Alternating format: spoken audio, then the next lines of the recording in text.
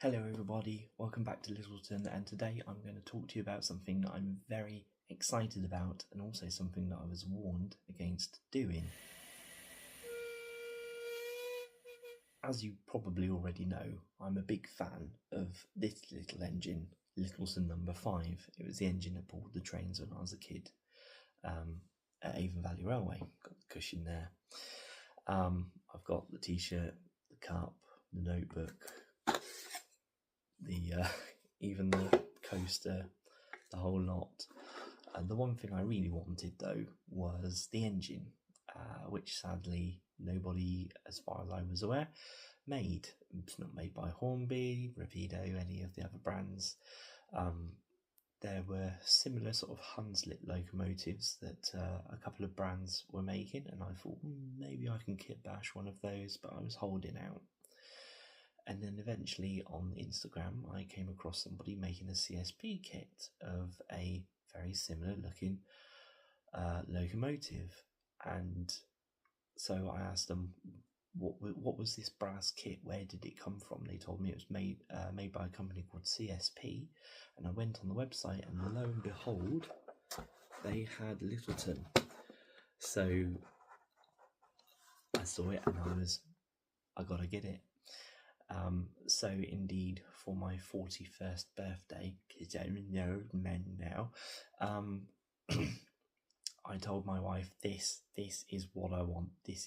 Has to be it. If I ask for anything else, ignore me, get this. I mentioned to a few people that I was going to do a brass kit, and they said good luck and don't do it. Those were the only two pieces of forthcoming advice, really, that I had, apart from a few people who were extremely helpful. So, firstly, Dibs Yard on Instagram, he recommended to me that I cut my teeth on a few plastic kits first. You will have seen some videos about that, and on the Pico kits, and that was very good practice at how to cut the kit, how to cut the kits off the sprues, file down any sort of like unwanted parts, putting things together, taking it apart, making sure you can do it right first time, especially with the plastic kits, because once they're together they cannot be undone. Having to go at airbrushing and practicing things like weathering if you're interested in doing that. Dry brushing and then sealing it all in with a nice varnish or etc. And so that was all very good practice. And then of course my second thanks goes to a chap called Allport Nick on Instagram, who's been extremely helpful throughout this process. So I'm currently about halfway, and I thought it would be a good time to pause and do a bit of a review. And talk about why people perhaps don't do these more and why people should. So firstly, the cost. This was £140, £150 for the whole kit, which is of course, when you compare with models that are available ready to run, this is a 6-wheel tank engine. So it's not a humongous locomotive by any means, and £150 is a bit pricey for something that you have to assemble and paint yourself. And of course there's a fair amount of risk involved in that. If you cock it up, you can't send it back to the manufacturer because you are the manufacturer, you're responsible for any errors. But I don't think that should be a reason for people to be put off. Certainly I'd say do as I've done. Practice on some plastic kits first. Secondly, I would say, people probably worry about it not being perfect, and I would say don't worry about that. I personally buy lots of models by Mainline, Triang, and lots of old models. They lack detail, they lack quite a few things, reliability, etc. But I'm perfectly happy with some of those models. Some of them I'm dead impressed by.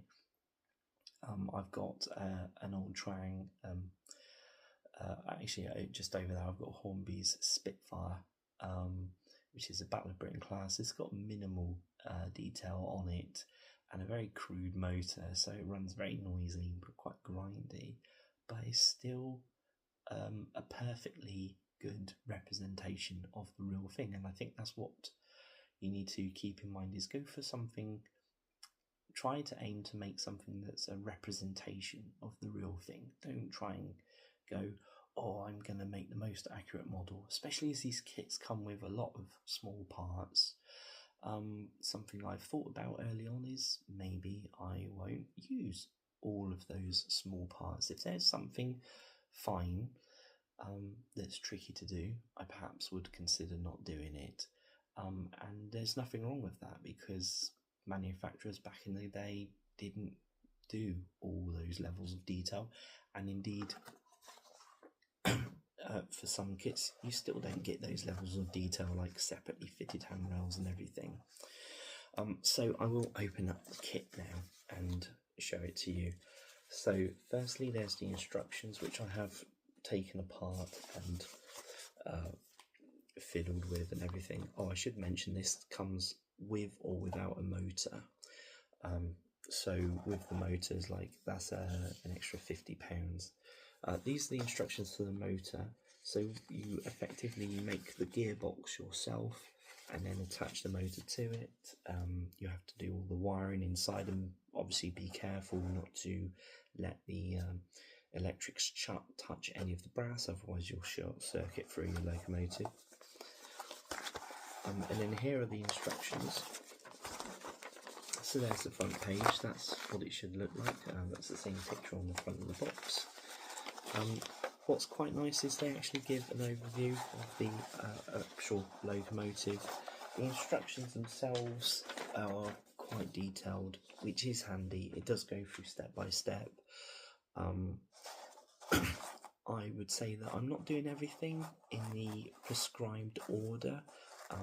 You will find that some things you might find that doing it a different way, a slightly different way, suits the way that you work better, and that's what I've done for me. I've sort of like skipped about bits. It's prevented me from getting bored and allowed me to make fairly good progress early on. And it also allowed me to do easier pieces before getting on to trickier pieces, so that I get used to heating up metal, holding things in place, and play around with that. The diagrams are nice and clear and well labelled, so that's one thing I will give them a lot of credit for. The instructions are so far really good, really clear. The only thing it doesn't cover is like how to paint. I had to ask for advice about that. So when you paint, you need to use a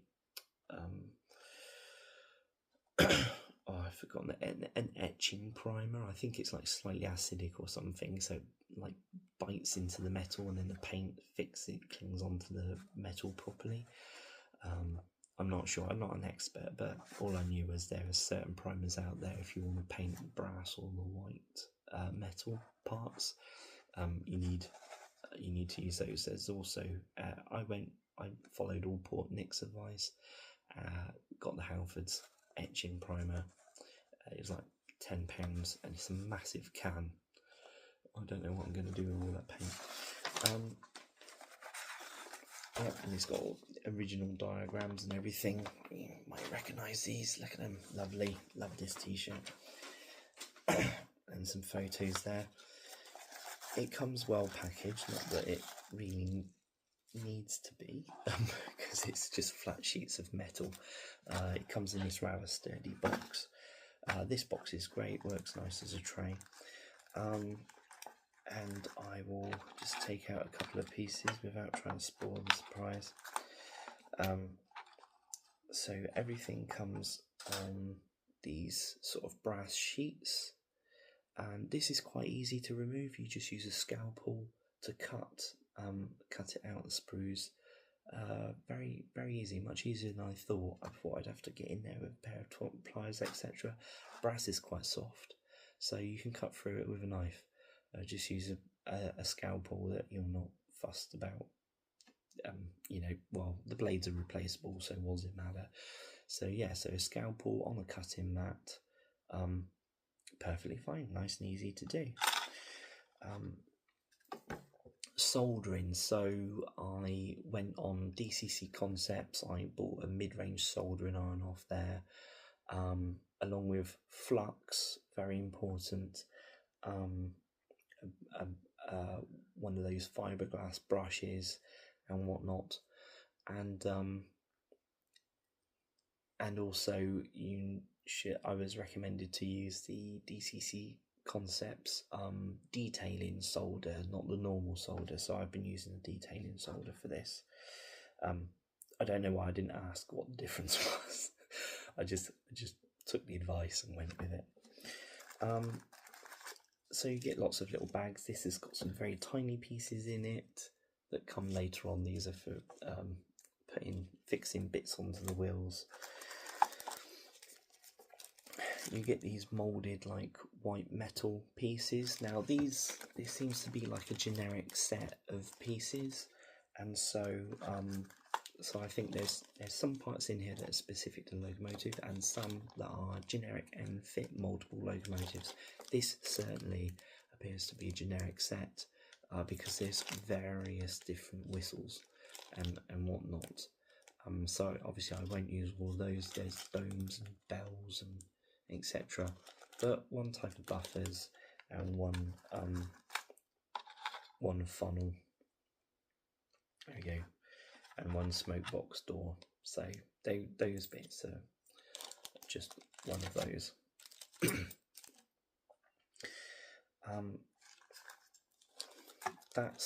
I made a start on the gearbox, so you can see there that is.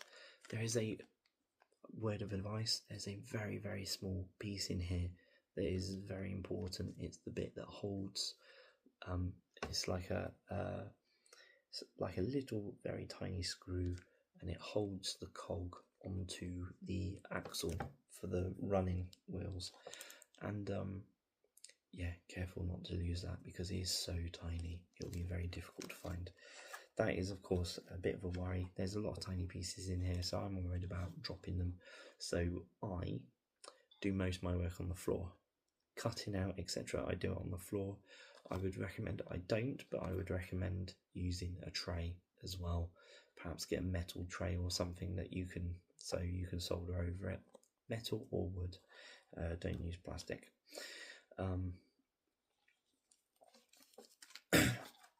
And then, what was it? Those were the bags that contain the wheels, but I got that far. Oh, here's the motor. It's a tiny little thing, much smaller than the sort of the cam motors you get in the cheap Hornby 040s. So, as I said, I'm about halfway through, and I've been skipping back and forth through the instructions. So this is the running plate, or running board, whatever you want to call it. I'm sure it's got a name here in the instructions. In the instructions, it's called the running plate. There we go. I knew something.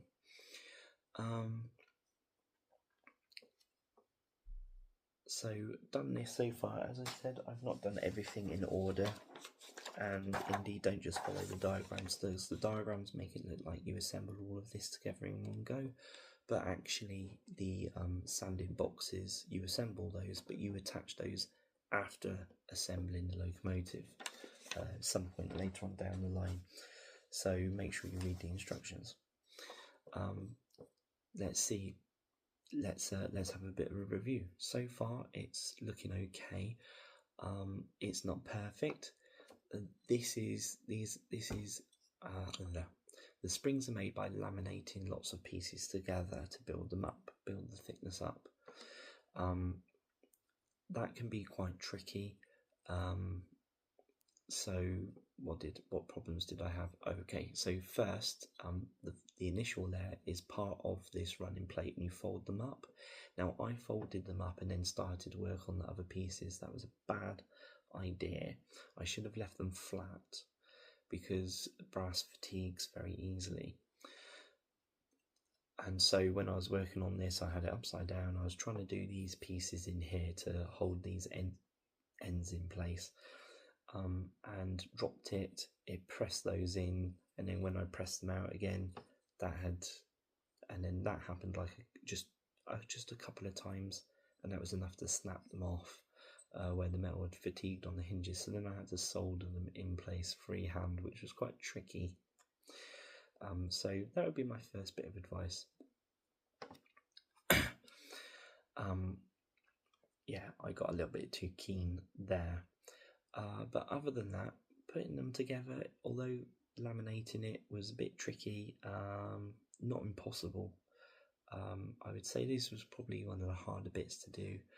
And if you cock it up completely, there are actually white metal ones in here, so you could always just solder those on.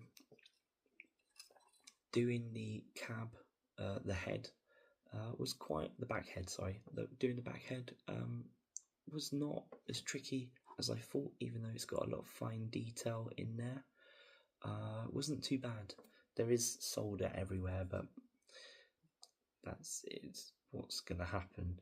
I suppose the main thing is that you have to be quite use only tiny bits of solder to stop it sort of like flooding an area and building up. So you just so how did Nick do it?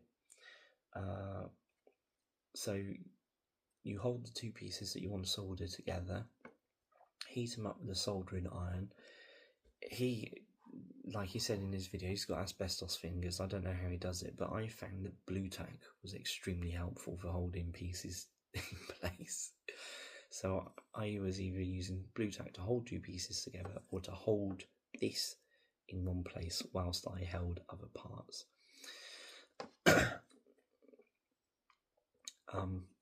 So for example, this piece along here, I held it in place, stuck a load of blue tack down it, soldered one end, and then pulled that bit of blue tack off, keeping it in the middle, soldered that end, and then I was able to run a seam all the way along the inside, so that you can see there. That was a kind of method that I used.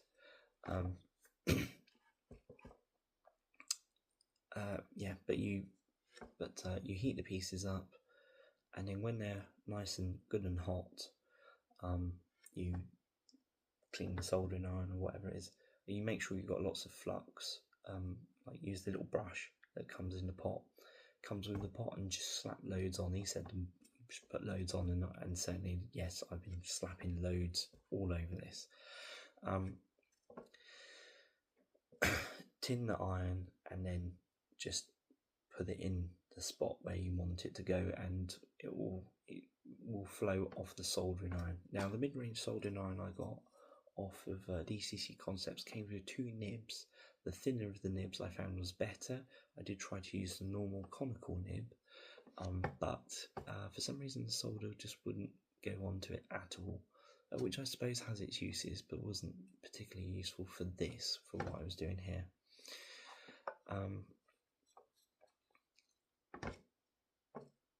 And then he said if you get any excess, just put loads of flux around the area. And then, because I said, how do you get solder off if you put too much on? He said just put loads of flux around the area, use a soldering iron to melt it, and then spread it around nice and thin. So it basically makes a thin coating over the brass, and then it's not really it shouldn't be noticeable once it's painted.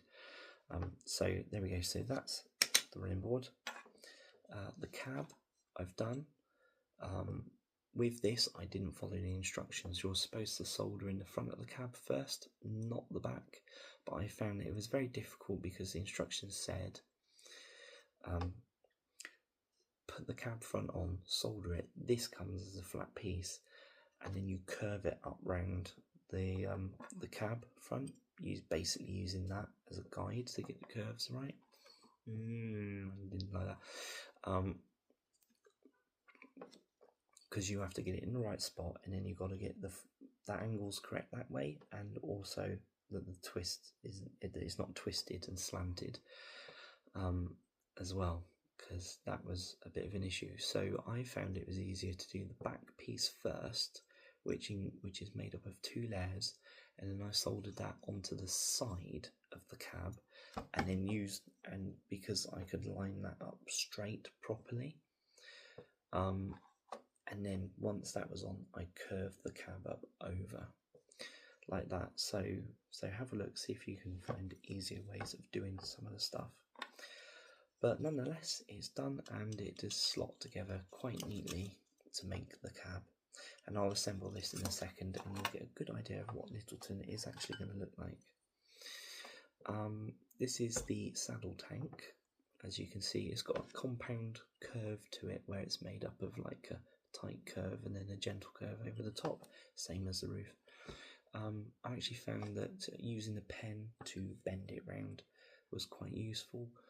Also, a rolling pin as well came in very handy. Now, as I mentioned, so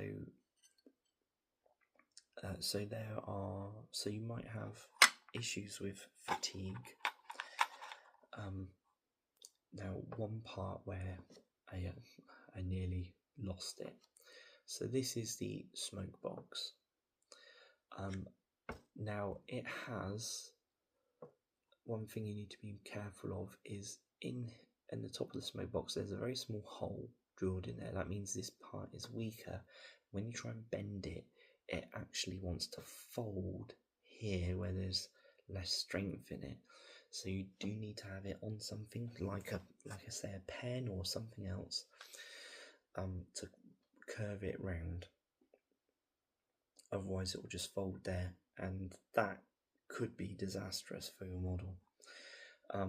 I actually folded this the wrong way. I folded it inside out because I forgot about the studs, and so I took you're supposed to dimple them to push them out,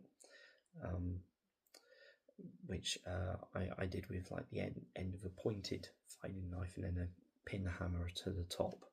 Can you see it there? The dimples pushed in and then the dimples pushed out on the outside. So I bent this the wrong way. Luckily, thank you to my A-level teacher in tech, I remember her showing me about how if you took copper and bend it, it fatigues, snaps apart. But if you take copper and bend it, heat it, and then bend it, and then heat it, and then bend it, it stops it from fatiguing. So after I'd bent this inside out, I took this to my gas hob, pair of tweezers, held it in the flames, and then heated it up nice and hot, and then used a rolling pin and was with another pair of tweezers pulling it apart gently. Just heat it, pull it a little bit, heat it, pull it a little bit until it was nice and flat, and then started bending it the other way. Heat it, bend it, heat it, bend it, and so I was able to go from a complete U-bend the one way to a U-bend the other way without breaking the part. Okay, so I will now, drum roll, assemble the locomotive. So here we go, here's the wheels. This goes together quite easily. So when I got it, it did rock on the track, and I checked. To stop that happening, you just take the chassis and you just twist it the other way. That's it. Which is a nice simple fix. Sounds crude, but it worked, and now it doesn't rock. It runs nice and smooth. It has proper bearings, which is really nice. The wheels are relatively free to turn. There's loads of cool little details, like there's the ash pan in there, there's the pistons in there. They are, if they're too fiddly for you, you can leave those out. No one will know. No one will know. It's not like you have those details on the real engine, because of course those are going to be hidden behind the buffers. So yeah, so that just sits in the frame. You solder a screw there, and the screw one is underneath the foot plate there, and then you just use a couple of little screws to screw them in. I haven't got the screwdriver, so I'll just leave it as is. So the cab in its two parts slots over, and then there's little bits to clip it in that I won't do at the moment, but there you go, you can see it's resting nicely on there. And then this bit's a bit tricky now because this is all loose. I'll just put the little sanding boxes on. So there's one, and there's the other. Right, there it was. I missed the hole. There we go. So an example of a detail that I might miss out. The sanding boxes are supposed to have these two tiny little donuts and a little tiny piece of wire go in through the top. I might leave those out, and to be honest, I don't think anybody would ever know, just because I mean, I'll give it a try and see if I can solder it, but if I can't, I will leave it, because I don't think anybody's ever going to know. Right, and I want, where's this back of the smoke box? It's in here somewhere.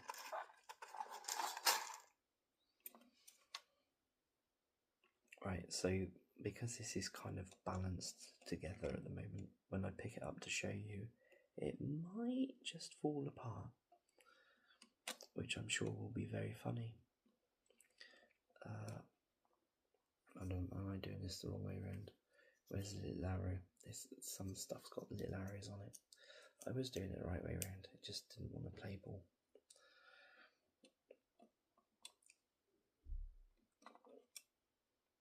Okay, right, I'm just getting the bottom side, the underside of the boiler in place. Put the smoke box there, put the saddle tank in there like that, and then I can lift it up. There we go. So that's the progress so far. I actually have a tank engine. Look at that. So there's still, like I say, I'm about halfway. The reason I say that is because I've got to finish making the gearbox. I've got to add the details. I've actually got to fit these pieces together, and then of course it needs painting. But how have I found it so far? Not as hard as I thought. There are tricky bits to it, and so, you know, it's not something I thought I'd allow myself a year to do this. That's a month's, a few weeks work there, chipping away at it, a few hours each evening. Yeah, probably about a month's worth of evenings, maybe. I don't know, probably not even that. So it's certainly not going to take a year, and I was going to allow myself a year just to avoid disappointment. So I'd say it's not as hard as I thought, and I think more people should probably be a bit brave and give it a try. It's fun. It's also stressful. My wife has suggested that I have a swear jar. So be prepared to be frustrated. That's not something to be afraid of. It's just something you need to acknowledge and go, there will be challenges. There will be bits that are tricky, but they are not things that will stop you from enjoying it. They are not things that will stop you from proceeding. If you do get stuck, you can ask for help. There's a great community out there who will give you help and support and advice with these. You can also ask me for help as well. There's going to be things that I've come across that I've not covered in this video that I forget about. I'd say, for example, but now it's going to be in the video. There is indeed, this kit is made with a part missing. I contacted the manufacturer and they said they couldn't find the part either. Fortunately, this is just a small part and it's a piece that I can make out a bit of scrap. So you might come across things like that. But I would recommend this. I would say, if you are thinking about doing a brass kit, don't look for an excuse not to do it. it's really quite fun. And if you like swearing, it's a good excuse to swear as well. It is frustrating. I would say plan ahead. So before doing this, like I said, I did some plastic kits. I took a lot of advice, asked a lot of questions, and if I came across something and I wasn't sure, I just shelved it and went away and did a bit of research, got a bit of advice before coming back to it. I'm kind of like a bit easily distracted, so having got about halfway, I've got bored, and so I'm going to take a break from doing this, put it all safely in the box, put it up in the loft, and I'll probably leave it there for a month or something until I think, oh yeah, I fancy doing that again, and get round to it. And I just want to do it when I'm enthusiastic for it. And also because my layout's feeling a little neglected, and I want to actually see a bit of progress made on my actual layout, see the station, see a bit of progress of the station coming along. I want to do that, so I fancy doing a bit of scenery now, so I'm just going to change. I also need to buy some araldite glue or something for this, so not all of it involves soldering. Apparently there's some of the small parts you can do by glue that is basically like a glue type solder. I don't know. I just took advice from a chap I was talking to at a train fair. But yes, okay, so very exciting. I would say, yeah, give it a go. Give it a go. Try it. If you're really nervous, there's some like simpler kits you can get, so you can do a wagon or something. I don't know how much those are. I didn't even look at it. I'm going head in with the locomotive here. I'm only planning on making the one brass kit, and the only reason I'm doing this brass kit is because I want this locomotive, Littleton, on my layout. It's not going to be right if I don't. I hope you found that interesting and informative. I hope I perhaps encouraged somebody to dip their toe in the water with this. It's not as hard as some people make out. I think it's more of a joke than anything. If somebody says, oh, you're brave, I think they're joking more than anything. That, or perhaps they may have tried it without doing much research, or didn't have the same support that I've had. So yeah. Hopefully I'll be doing a video within the next year, maybe, depending on when I can be bothered to finish this off. With this running on the layout, one thing I haven't looked at yet, there's still lots of things I haven't done. I haven't done painting, so I can't advise on that. I haven't looked at how I would DCC this. It would be ideal if I could get this DCC fitted, especially over HM7000. But currently I've got no idea where the chip would go or how I would fit it in there. I might need to look at doing that before fitting the saddle tank. I might have to look at modifying the kit slightly, drilling a hole perhaps, so that I can get the chip inside the saddle tank and the wires through to the firebox where the motor will be, and come up with some way of making the saddle tank removable, so that if the chip blows or something, I can replace it without too much fuss. Yeah, so fingers crossed, wish me luck. Hope the rest goes as well as what's happened so far. I've made a few mistakes, and one bit of advice I was given was, with us, unlike a plastic kit where the plastic is melted and bonded with polycement, with a soldering one, if you cock it up, provided that it's a small piece, you can heat it up, melt the solder, and do it again. And I've actually found that to be the case. For example, when I was laminating, when I was doing these little pieces that go around the suspension springs, I put them in the wrong place, heat them up, melt the solder, shove them with the soldering iron into the correct place, heat off, bingo, fixed. Right, take care everybody, bye bye.